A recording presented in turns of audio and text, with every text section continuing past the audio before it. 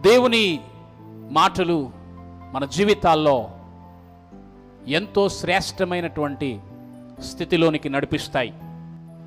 ఆయన పిల్లలు, దేవుని పిల్లలు, దేవుని ఉద్దేశాలు తెలుసుకోవడం ఇంకెంతో ఉన్నతమైనటువంటి జీవితంలోనికి మనల్ని నడిపిస్తాయి.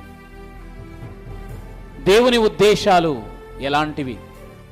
ఆ ఉద్దేశాలను ఎందుకు లోకం గ్రహించలేకపోతుంది?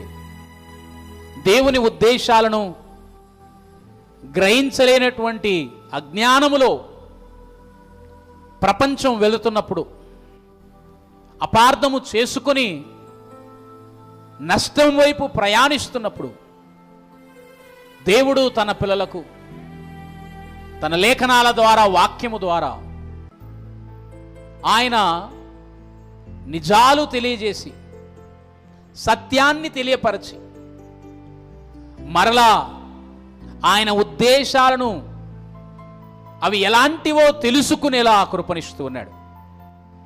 దేవుని ఉద్దేశాలు ఎలాంటివి? వాటిని ఎందుకు లోకం గ్రహించలేకపోతుంది? మనం గ్రహించలేకపోతూ ఉన్నాం.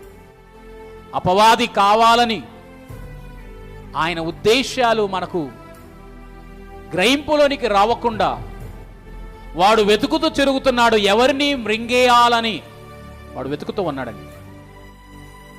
ఎలాంటి వారు?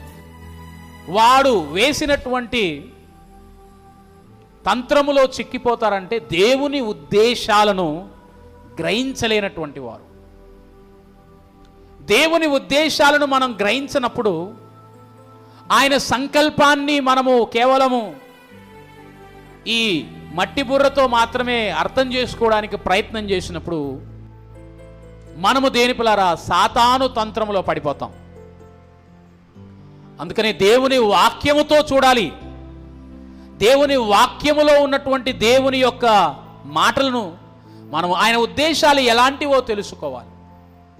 ఈ దినాల్లో ఎంతోమంది భయపడుతున్నారు, ఎంతోమంది చింతిస్తూ ఉన్నారు, ఎంతోమంది దుఃఖపడుతూ ఉన్నారు, ఎంతోమంది కష్టాలను చూసి, రోగాలను చూసి ఆందోళనలో ఉన్నారు.